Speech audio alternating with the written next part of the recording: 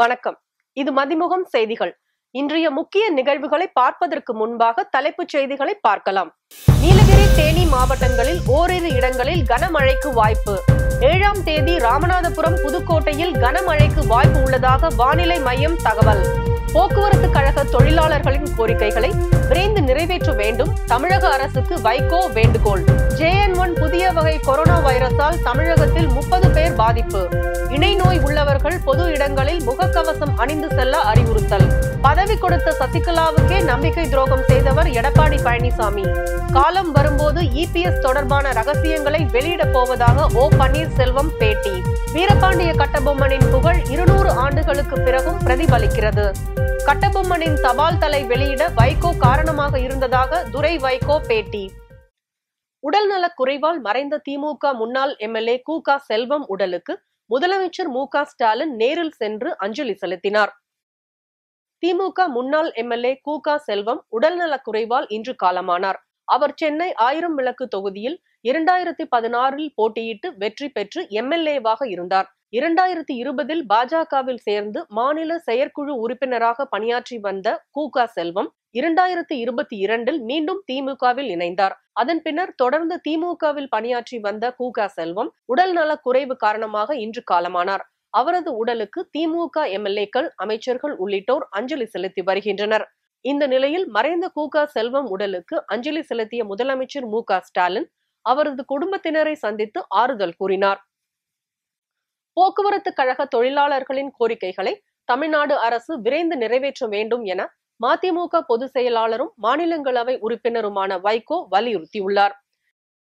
இது தொடர்பாக வைகோ வெளியிட்டுள்ள அறிக்கையில், தமிழ்நாடு அரசு போக்குவரத்து கழக தொழிலாளர்கள் ஊதிய ஒப்பந்தம் மற்றும் ஓய்வு பெற்ற தொழிலாளர்களின் பண பலன் சம்பந்தமாக போக்குவரத்து கழக தொழிற்சங்கங்கள் அரசு நிர்வாகத்துடன் நேரடியாகவும் கடிதம் மூலமாகவும் பலமுறை தெரிவித்தும் இதுவரை எந்தவிதமான தீர்வும் ஏற்படவில்லை என்றும் 15வது ஊதிய ஒப்பந்த பேச்சுவார்த்தை உடனடியாக தொடங்கப்பட வேண்டும் எனவும் கேட்டுக்கொண்டார்.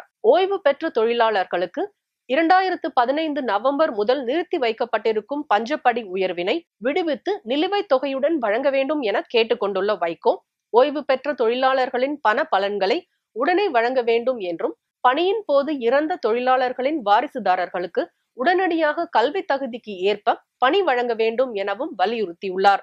பொதுமக்களின் நலன் கருதி தமிழக அரசு வேலை நிறுத்தத்தில் ஈடுபட முடிவெடுத்துள்ள தொழிற்சங்கங்களுடன் விரைந்து பேச்சுவார்த்தை நடத்தி சுமூக தீர்வு காண வேண்டும் எனவும் வைகோ கேட்டுக்கொண்டுள்ளார்.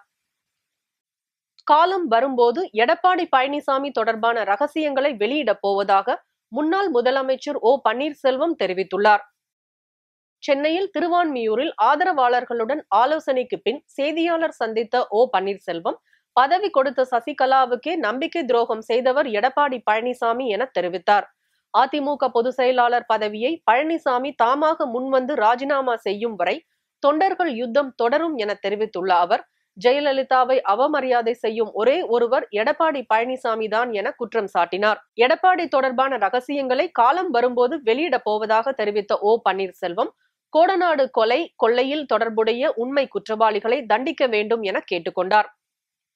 ரகசியம் சொல்லிட்டு எப்படி வெளியே சொல்ல முடியும்? அதனால ரகசியம் சொல்றேன்.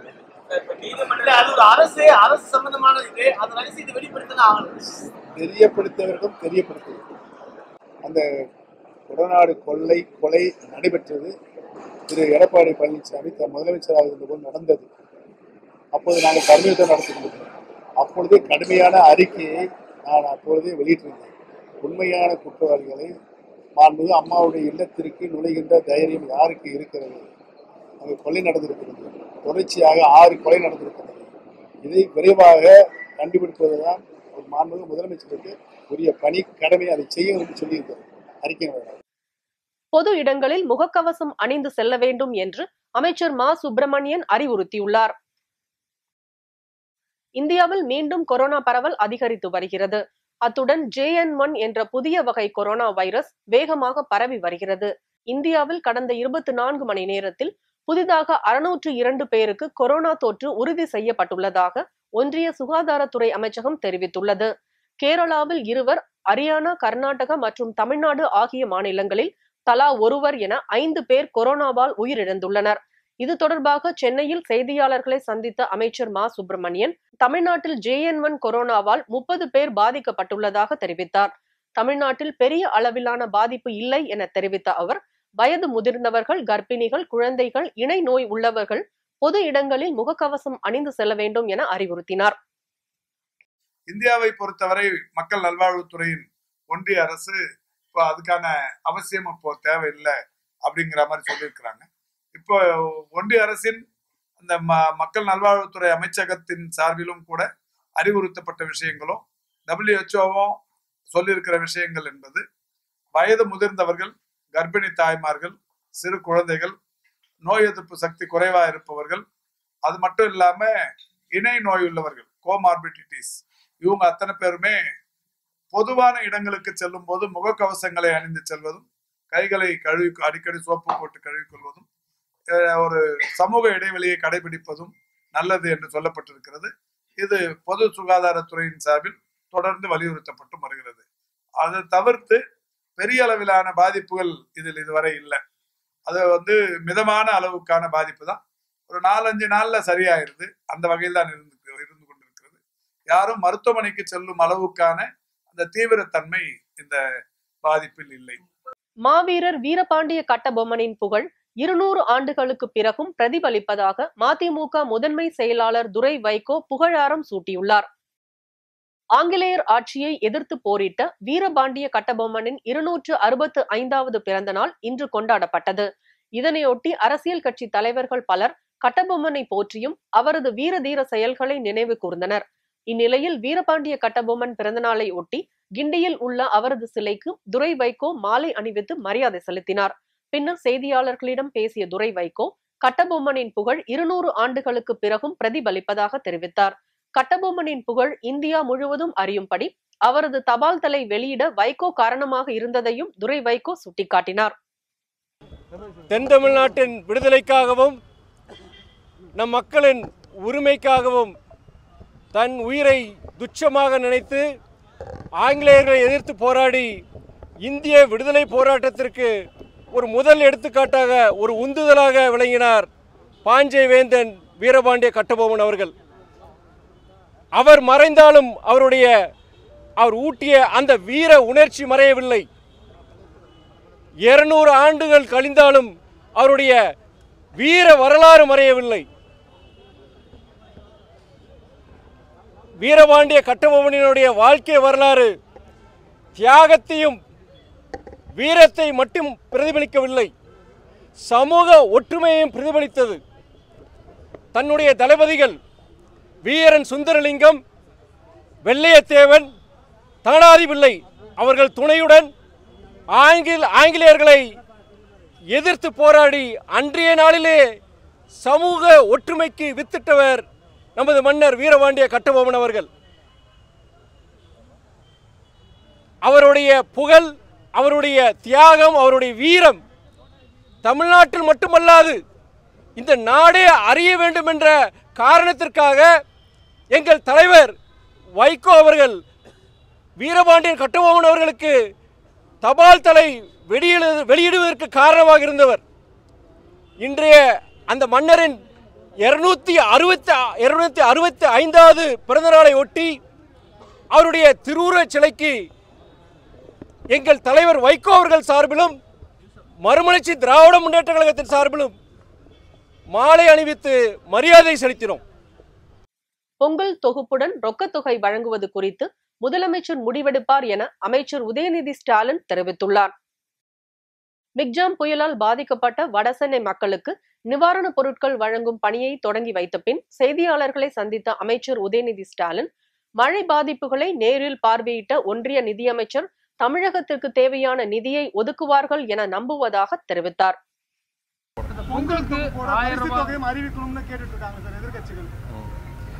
அது முதலமைச்சர் முடிவெடுப்பாருங்க. முதலமைச்சர் தான் முடிவெடுப்பாரு.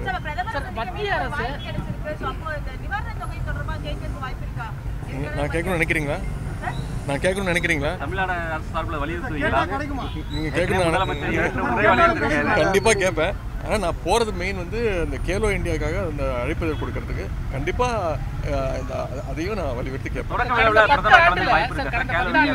அழைப்புதல் கொடுக்க போகிறேன், அது கலந்துக்காதது அவருடைய விருப்பம். தமிழகத்துக்கு 2.5 மடங்கு கூடுதலாக நிதி ஒதுக்கணும்னு பிரதமர் சொல்றாரு. நம்ம நிதி சரியா ஒதுக்குறது இல்லைன்னு குற்றச்சாட்டு பண்ணிருக்கோம். ஒரு 2.5 மடங்கு நிதியமைச்சர் கரெக்டாக அதான் தெளிவாக பதிலாம் சொல்லியாச்சு. இது வந்து ஒரு விதண்டாவாதம் பண்ண விரும்பலை. நம்ம வந்து இப்போ வந்து நிதியமைச்சர் வந்து பார்த்துட்டு போயிருக்காங்க. அவங்களும் விரைவில் நிதி ஒதுக்குவாங்க நம்புறோம். 100 நாள் வேலை திட்டத்திற்கு ஆதார் இணைப்பு கட்டாயம் என்ற உத்தரவை திரும்ப பெற வேண்டும் என்று ஒன்றிய அரசுக்கு மதிமுக பொதுச் செயலாளரும் மாநிலங்களவை உறுப்பினருமான வைகோ வலியுறுத்தியுள்ளார். மகாத்மா காந்தி ஊரக வேலை உறுதி அளிப்பு என்னும் 100 நாள் வேலை திட்டத்தில் பணிபுரிவோருக்கான ஊதியம் தற்போது பயனாளிகளின் வங்கிக் கணக்கில் செலுத்தப்படுகிறது. பயனாளிகள் வங்கிக் கணக்கில் நேரடியாக பணம் செலுத்தப்படும் திட்டங்கள் அனைத்திலும் பயனாளிகளுக்கே உரிய தொகை செல்வதை உறுதி செய்யும் வகையில் வங்கிக் கணக்குடன் ஆதார் இணைப்பு கட்டாயமாக்கப்பட்டுள்ளன. இவ்வாறு இணைக்கப்படும் ஆதார் எண் சரிபார்க்கப்பட்டு அதன் அடிப்படையில் வங்கிக் கணக்கில் சம்பள தொகை செலுத்தப்பட்டு வருகிறது. இந்நிலையில் 100 நாள் வேலை திட்டத்திலும் வங்கிக் கணக்குடன் ஆதார் இணைப்பு கட்டாயமாக்கப்பட்டு கடந்த ஆண்டு ஜனவரி மாதம் 30ஆம் தேதி அறிவிப்பு வெளியானது. இது தொடர்பாக அனைத்து மாநில அரசுகளுக்கும் ஒன்றிய அரசு அறிவுறுத்தியது. 2023 பிப்ரவரி 1ஆம் தேதி முதல் 100 நாள் வேலை திட்ட பயனாளிகள் சம்பளம் பெற ஆதார் இணைப்பு கட்டாயம் என்றும் இல்லாவிட்டால் சம்பளம் நிறுத்தப்பட வேண்டும் என்றும் தெரிவிக்கப்பட்டிருந்தது. பின்னர் மாநில அரசுகளின் கோரிக்கையை ஏற்று ஆகஸ்ட் 31ஆம் தேதி வரை ஆதார் இணைப்புக்கான காலக்கெடு நீட்டிக்கப்பட்டது. இதையடுத்து 2023 டிசம்பர் 31ஆம் தேதிக்குள் வங்கிக் கணக்குடன் ஆதார் எண்ணை இணைக்காவிட்டால் சம்பளம் வழங்கப்படக்கூடாது என்று ஒன்றிய அரசு வளர்ச்சித்துறையின் அறிவிப்பில் தெரிவிக்கப்பட்டுள்ளது. ஒன்றிய அரசின் இந்த அறிவிப்பால் நாடு முழுவதும் 100 நாள் வேலை திட்டத்தின் அட்டை பெற்றுள்ள 35 விழுக்காடு பேர் ஊதியம் பெற முடியாத நிலைமை ஏற்பட்டுள்ளது. இந்நிலையில் 100 நாள் வேலை திட்டத்திற்கு ஆதார் இணைப்பு கட்டாயம் என்ற உத்தரவை திரும்ப பெற வேண்டும் என வைகோ வலியுறுத்தியுள்ளார். இது தொடர்பாக அவர் வெளியிட்டுள்ள அறிக்கையில், மோடி தலைமையிலான பாஜக ஆட்சிக்கு வந்த பின் 100 நாள் வேலை திட்டத்தை நிறுத்திவிடும் முயற்சியாக நிதி ஒதுக்கீட்டை குறைத்து வருவதாக தெரிவித்தார்.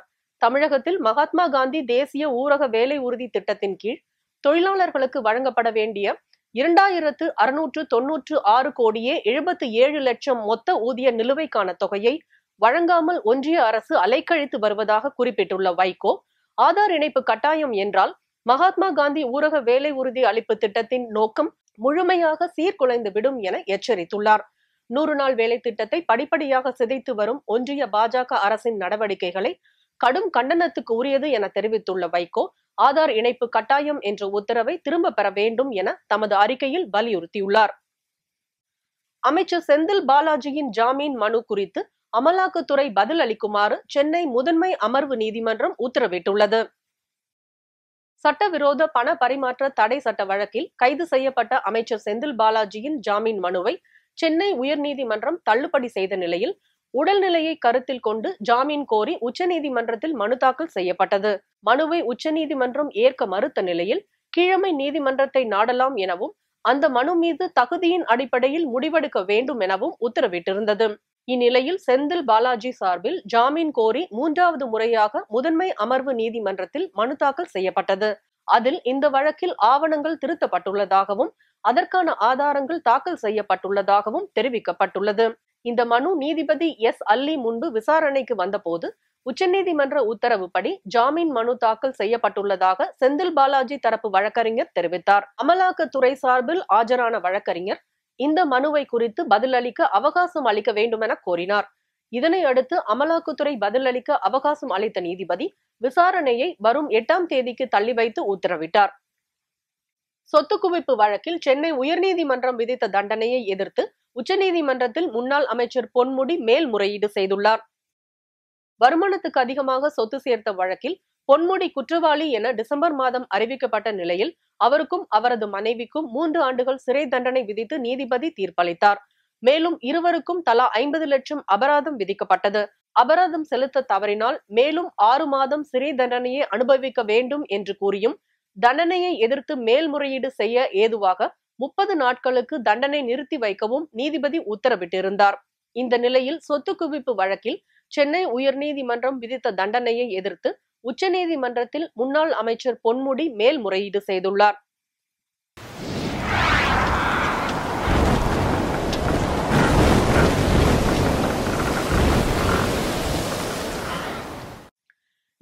மற்றும் தேனி மாவட்டங்களில் நாளை ஓரிரு இடங்களில் கனமழைக்கு வாய்ப்பு உள்ளதாக வானிலை ஆய்வு மையம் தெரிவித்துள்ளது.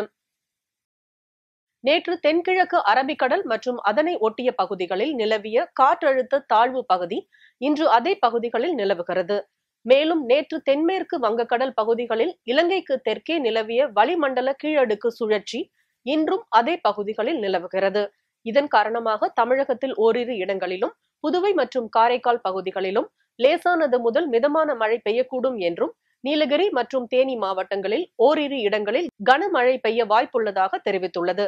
அதேபோல் 7ஆம் தேதி தமிழகத்தில் ஒரு சில இடங்களிலும் புதுவை மற்றும் காரைக்கால் பகுதிகளிலும் லேசானது முதல் மிதமான மழை பெய்யக்கூடும் என்றும் ராமநாதபுரம், புதுக்கோட்டை, தஞ்சாவூர், திருவாரூர் மற்றும் நாகப்பட்டினம் மாவட்டங்களில் ஓரிரு இடங்களில் கனமழை பெய்ய வாய்ப்புள்ளதாக தெரிவித்துள்ளது. சென்னையை பொறுத்தவரை அடுத்த 24 மணி நேரத்திற்கு வானம் ஓரளவு மேகமூட்டத்துடன் காணப்படும் என்றும் நகரின் ஒரு சில பகுதிகளில் லேசானது முதல் மிதமான மழை பெய்யக்கூடும் எனவும் அதிகாலை வேளையில் லேசான பனிமூட்டத்திற்கு வாய்ப்புள்ளதாகவும் தெரிவித்துள்ளது. குமரி கடல் பகுதிகள், லட்சத்தீவு பகுதிகள், தென்கிழக்கு அரபிக்கடல் மற்றும் அதனை ஒட்டிய மத்திய கிழக்கு அரபிக்கடல் பகுதிகளில் சூறாவளி காற்று மணிக்கு 40 முதல் 45 கிலோமீட்டர் வேகத்திலும் இடையிடையே 55 கிலோமீட்டர் வேகத்திலும் வீசக்கூடும் என்பதால் மீனவர்கள் இப்பகுதிகளுக்கு செல்ல வேண்டாம் என அறிவுறுத்தப்பட்டுள்ளது. மகளிர் உரிமை தொகைக்கு மேல்முறையீடு செய்த தகுதியானவர்களுக்கு இம்மாதம் முதலே வரவு வைக்கப்படும் என தமிழ்நாடு அரசு அறிவிப்பு வெளியிட்டுள்ளது. மகளிர் உரிமை தொகைக்கு விண்ணப்பித்து நிராகரிக்கப்பட்டவர்கள் மேல்முறையீடு செய்யலாம் என அறிவிக்கப்பட்டதை அடுத்து 11.85 லட்சம் பேர் மேல்முறையீடு செய்தனர். இந்நிலையில் மேல்முறையீடு செய்தவர்களில் தகுதியானவர்களாக தேர்ந்தெடுக்கப்பட்டவர்கள் இந்த மாதம் முதல் மகளிர் உரிமை தொகை வழங்கப்பட உள்ளதாக தமிழக அரசு தெரிவித்துள்ளது. 1,06,50,000 பயனாளிகளுக்கு முதல் கட்டமாக மகளிர் உரிமை தொகை வழங்கப்பட்ட நிலையில் 2ஆம் கட்டமாக நவம்பர் மாதம் 7.35 லட்சம் மகளிருக்கு உரிமை தொகை வழங்கப்பட்டது. தற்போது 1,13,84,300 மகளிருக்கு உரிமை தொகை வழங்கப்படும் நிலையில் இந்த மாதம் மேல்முறையீடு செய்தவர்களில் தகுதியானவர்களுக்கு வழங்கப்படும் என அரசு அதிகாரிகள் தகவல் தெரிவித்துள்ளனர்.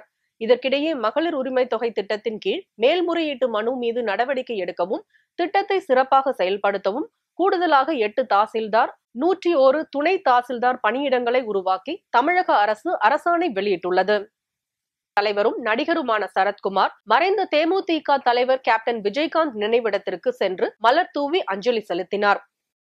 கடந்த 28ஆம் தேதி தேமுதிக தலைவர் விஜயகாந்த் மறைவின் போது சமத்துவ மக்கள் கட்சி தலைவரும் நடிகருமான சரத்குமார் வெளிநாட்டில் இருந்ததால் வீடியோ மூலம் தனது இரங்கலை தெரிவித்திருந்தார். இந்நிலையில் சென்னை திரும்பிய அவர் தற்போது தேமுதிக தலைவர் விஜயகாந்த் நினைவிடம் அமைந்துள்ள கோயம்பேடு தேமுதிக தலைமை அலுவலகத்திற்கு வருகை தந்து மாலை அணிவித்து மலர் தூவி மரியாதை செலுத்தினார். கோவையில் சிறுத்தை தாக்கி யானைக்குட்டி ஒன்று உயிரிழந்துள்ள சம்பவம் பெரும் சோகத்தை ஏற்படுத்தியுள்ளது. கோவை மேற்கு மலை தொடர்ச்சி பகுதியில் ஏராளமான வனவிலங்குகள் உள்ளன. குறிப்பாக யானைகள் மற்றும் சிறுத்தைகள் அதிக அளவில் காணப்படுகின்றன. இந்நிலையில் கோவை மதுக்கரையை அடுத்த அட்டமலை பகுதியில் கடந்த சில நாட்களாக யானை கூட்டங்கள் முகாமிட்டிருந்துள்ளது. இந்த யானை கூட்டங்களுக்கு இடையே ஒரு குட்டி யானை பிறந்துள்ளது. அப்போது ரோந்து பணியில் ஈடுபட்ட வனத்துறையினர் அந்த யானை குட்டி சோர்வாக இருந்ததை கண்டறிந்து கால்நடை மருத்துவர்களுக்கு தகவல் அளிக்கப்பட்டு குட்டி யானைக்கு சிகிச்சை அளித்துள்ளனர். அப்போது அந்த குட்டி யானை பிறக்கும் பொழுதே முழு வளர்ச்சியின்றி பிறந்துள்ளதாகவும் அதனை சிறுத்தை தாக்கியுள்ளதாகவும் தெரிய வந்துள்ளது. தொடர்ந்து குட்டி யானைக்கு மருத்துவர்கள் சிகிச்சை அளித்து வந்த நிலையில் குட்டி யானை பரிதாபமாக உயிரிழந்தது. சிறுத்தை தாக்கி குட்டி யானை உயிரிழந்த சம்பவம் வன ஆர்வலர்களிடையே பெரும் சோகத்தை ஏற்படுத்தியுள்ளது. பல்வேறு மாவட்டங்களில் நடைபெற்ற தகவல்களை களத்தில் மதிமுகம் பகுதியில் பார்க்கலாம்.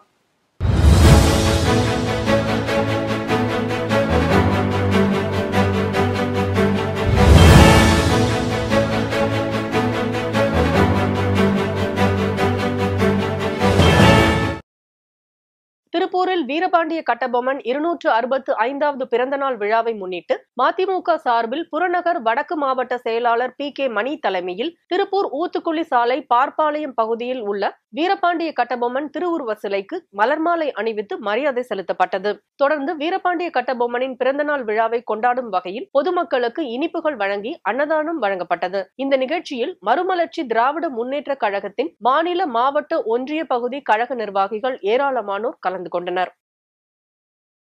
அதேபோல் கரூர் மாவட்ட திமுக சார்பாக கலைஞர் அறிவாலயத்தில் வைக்கப்பட்டிருந்த அவரது திருவுருவ படத்திற்கு திமுகவினர் மாலை அணிவித்து மலர் தூவி மரியாதை செலுத்தினர். நிகழ்ச்சியில் திமுக சட்டமன்ற உறுப்பினர் இளங்கோ, மேயர் கவிதா, மாநகர திமுக செயலாளர் கனகராஜ் மற்றும் மாமன்ற உறுப்பினர்கள், பல்வேறு அணி நிர்வாகிகள், தொண்டர்கள் கலந்து கொண்டனர். தூத்துக்குடி மாவட்டம் கோவில்பட்டியில் வாரிசு சான்றுக்காக 2 ஆண்டுகளாக அலைக்கழிக்கப்படுவதாக வருவாய் ஆய்வாளர் அலட்சியத்தை கண்டித்து மார்க்சிய கம்யூனிஸ்ட் கட்சியின் நகர செயலாளரும் நகராட்சி கவுன்சிலருமான சீனிவாசன் தர்ணா போராட்டத்தில் ஈடுபட்டதால் பரபரப்பு ஏற்பட்டது. இது குறித்து அவர் கூறுகையில், வருவாய் ஆய்வாளர் 5000 ரூபாய் லஞ்சம் கேட்பதாக தெரிவித்த அவர், இதனால் ஏழை எளிய மக்கள் கடுமையாக பாதிக்கப்பட்டு வருவதாகவும் அரசு இது குறித்து உரிய நடவடிக்கை எடுக்க வேண்டும் எனவும் கூறினார். 2022 நவம்பரில் வாரிசு சர்டிஃபிகேட் வேணும்னு சொல்லி இங்கே மனு செய்யப்படுது. 2023 டிசம்பர் வரைக்கும் கொடுக்கல. நான் இந்த வயதான பெரியவர் அவங்க குழந்தையோடு போய் தாசில்தார்கிட்ட கொடுக்கோம். தாசில்தார் இவங்ககிட்ட ஸ்டேட்மெண்ட் வாங்குறாரு. விஓஓ அதுக்கான ஸ்டேட்மெண்ட்டை கொடுத்துட்டாரு. ஆரை கொடுக்கவே இல்லை. வருவாய் அதிகாரி தானே, ஆரை கொடுக்கவே இல்லை. நான் ஆரைகிட்ட இன்னைக்கு கேட்க, நான் பார்ப்போம், போங்க பார்ப்போம் அப்படின்னு சொல்கிறார். 1 வருஷமாக பார்த்தாச்சு, ஒன்றுமே நடக்க மாட்டேங்கி. அதனால உடனடியாக இதற்கான வாரிசு சர்டிஃபிகேட் வேணும்னு சொல்லி அவங்க குடும்பத்தோடு நான் இங்கே மறியல் பண்ணிக்கிட்டு இருக்கேன். இங்கே மட்டும் இல்லை, கோவில்பட்டியில் இருக்கக்கூடிய பொதுமக்கள் இப்படிப்பட்ட அரசு தேவைகளுக்காக கடுமையாக அலைக்கழிக்கப்படுறாங்க. 5000 ரூபா கொடுத்தாச்சுன்னா இன்னைக்கு காலையில் கொடுத்தோம்னா சாயந்தரம் சர்டிஃபிகேட் வந்துடும். பணம் கொடுக்கலன்னா மக்கள் கடுமையாக அலைக்கழிக்கப்படுறாங்க. இது உடனடியாக தமிழக அரசு இதில் தலையிடணும். திருவாரூர் மாவட்டம் திருத்துறைப்பூண்டி சட்டமன்ற தொகுதிக்கு உட்பட்ட பகுதிகளான ஆப்பார்குடி, விளத்தூர் உள்ளிட்ட பகுதிகளில் சட்டமன்ற தொகுதி செயலாளர் பிரகாஷ் தலைமையில் கொடியேற்று விழா நடைபெற்றது. இந்த நிகழ்வில் அப்பகுதி பொறுப்பாளர் ஹேமநாதன், மாநில பொறுப்பாளர் பூமிநாதன், இஸ்லாமிய பொறுப்பாளர் நூர் முகமது, கிளை பொறுப்பாளர்கள், மாவட்ட ஒன்றிய நகர நிர்வாகிகள் கலந்து கொண்டு விடுதலை சிறுத்தை கட்சி சட்டமன்ற தொகுதி சார்பில் கொடியேற்று விழா நடைபெற்றது. தேமுதிகவின் நிறுவன தலைவரும் நடிகருமான விஜயகாந்த் மறைவை ஒட்டி திருப்பூர் குமரன் நினைவகத்தில் இருந்து மாநகராட்சி அலுவலகம் வரை தேமுதிக சார்பில் ஏற்பாடு செய்யப்பட்டிருந்த மௌன அஞ்சலி ஊர்வலத்தில் பல்வேறு அரசியல் கட்சிகள் மற்றும் சமூக அமைப்புகள், தொழில்துறையினர் உள்ளிட்ட ஏராளமானோர் கலந்து கொண்டனர். மாநகராட்சி அலுவலகம் எதிரே வைக்கப்பட்டிருந்த விஜயகாந்த் உருவப்படத்திற்கு கட்சியினர் மலர் தூவி மரியாதை செலுத்தினர். திண்டுக்கல் மாவட்டம் பழனி நகராட்சிக்கு சொந்தமான காய்கறி கமிஷன் மண்டியில் கமிஷன் கடை நடத்தும் சிலர் சுங்கம் வசூல் செய்பவர்களுடன் ஏற்பட்ட முரண்பாடு காரணமாக பழனி அருகே உள்ள கோதைமங்கலம் ஊராட்சியில் அனுமதியின்றி சந்தையை தொடங்கியுள்ளனர். எனவே ஊராட்சியில் அனுமதி பெறாமல் சந்தை நடத்தும் நபர்கள் மீது நடவடிக்கை எடுக்க வேண்டும் எனவும், ஒரே இடத்தில் சந்தை செயல்பட நடவடிக்கை எடுக்க வேண்டும் எனவும் விவசாயிகள் கோரிக்கை விடுத்துள்ளனர்.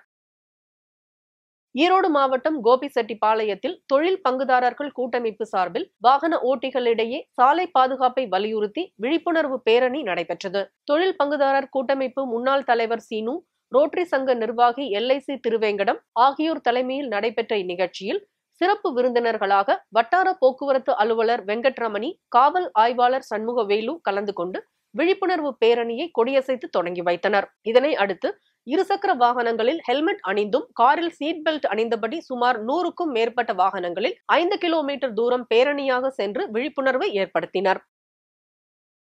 சென்னை வில்லிவாக்கத்தில் உள்ள ராபா மீடியா அலுவலக வளாகத்தில் தமிழ் மொழியின் பெருமையை போற்றும் வகையில் 6 வயதுடைய பேரன்பு என்ற சிறுவன் திருவாசகம், தேவாரம், சைவ திருமுறை போன்ற நூல்களில் இருந்து 136க்கும் மேற்பட்ட பாடல்களை பாடி ராபா உலக சாதனை புத்தகத்தில் இடம்பெற்றுள்ளார். இந்த விழாவில் உலக சாதனையாளர்களுக்கு ராபா மீடியா நிறுவனர் பிரசன்னா ராமானுஜம், PSP விஜய்பாலா அவர்களும் உலக சாதனை சான்றிதழ், கேடயம் மற்றும் பதக்கத்தையும் வழங்கினர். இன்றைய தங்கம் வெள்ளி விலை வழங்குவோர் அட்டிகா கோல்ட் கம்பெனி. சென்னையில் இன்று 22 கேரட் ஆபரண தங்கத்தின் விலை கிராமுக்கு 5 ரூபாய் குறைந்து 5915 ரூபாய்க்கு விற்பனை செய்யப்படுகிறது. மேலும் 1 சவரன் ஆபரண தங்கத்தின் விலை 40 ரூபாய் உயர்ந்து 47,320 ரூபாய்க்கு விற்பனை செய்யப்படுகிறது. அதேபோல் வெள்ளியின் விலையும் கிராமுக்கு 30 காசுகள் குறைந்து 1 கிராம் வெள்ளி 80 ரூபாய்க்கும் 1 கிலோ வெள்ளி 80,000 ரூபாய்க்கும் விற்பனை செய்யப்படுகிறது. ஆப்கானிஸ்தான் நாட்டில் அரை மணி நேரத்தில் அடுத்தடுத்து 2 முறை நிலநடுக்கம் ஏற்பட்டதால் பரபரப்பு ஏற்பட்டுள்ளது. ஆப்கானிஸ்தானின் பைசாபாத்தில் நள்ளிரவு 2 நிலநடுக்கங்கள் ஏற்பட்டதாக நில அதிர்வுக்கான தேசிய மையம் தெரிவித்துள்ளது. பைசாபாத்தில் இருந்து 126 கிலோமீட்டர் தொலைவில் நள்ளிரவு 4.4 ரிக்டர் அளவிலும், பைசாபாத்தில் இருந்து 100 கிலோமீட்டர் தொலைவில் அடுத்த அரை மணி நேரத்தில் 4.8 ரிக்டர் அளவிலும் நிலநடுக்கங்கள் ஏற்பட்டுள்ளன. இந்த நிலநடுக்கத்தால் கட்டடங்களும் வீடுகளும் குலுங்கியதால் மக்கள் அலறி அடித்து வீட்டை விட்டு வெளியேறி சாலைகளில் தஞ்சமடைந்துள்ளனர். மீண்டும் தலைப்புச் செய்திகள். நீலகிரி, தேனி மாவட்டங்களில் ஓரிரு இடங்களில் கனமழைக்கு வாய்ப்பு. 7ஆம் தேதி ராமநாதபுரம், புதுக்கோட்டையில் கனமழைக்கு வாய்ப்பு உள்ளதாக வானிலை மையம் தகவல். போக்குவரத்து கழக தொழிலாளர்களின் கோரிக்கைகளை விரைந்து நிறைவேற்ற வேண்டும், தமிழக அரசுக்கு வைகோ வேண்டுகோள். JN1 புதிய வகை கொரோனா வைரஸால் தமிழகத்தில் 30 பேர் பாதிப்பு. இணை நோய் உள்ளவர்கள் பொது இடங்களில் முகக்கவசம் அணிந்து செல்ல அறிவுறுத்தல். பதவி கொடுத்த சசிகலாவுக்கே நம்பிக்கை துரோகம் செய்தவர் எடப்பாடி பழனிசாமி. காலம் வரும்போது EPS தொடர்பான ரகசியங்களை வெளியிடப் போவதாக O பன்னீர்செல்வம் பேட்டி. வீரபாண்டிய கட்டபொம்மனின் புகழ் 200 ஆண்டுகளுக்கு பிறகும் பிரதிபலிக்கிறது. கட்டபொம்மனின் தபால் தலை வெளியிட வைகோ காரணமாக இருந்ததாக துரை வைகோ பேட்டி. இத்துடன் செய்திகள் நிறைவடைந்தன. மீண்டும் செய்திகள் காலை 8 மணிக்கு. மேலும் செய்திகளை தெரிந்து கொள்ள மதிமுகம் பிரைம் யூடியூப் தளத்தில் இணைந்திருங்கள்.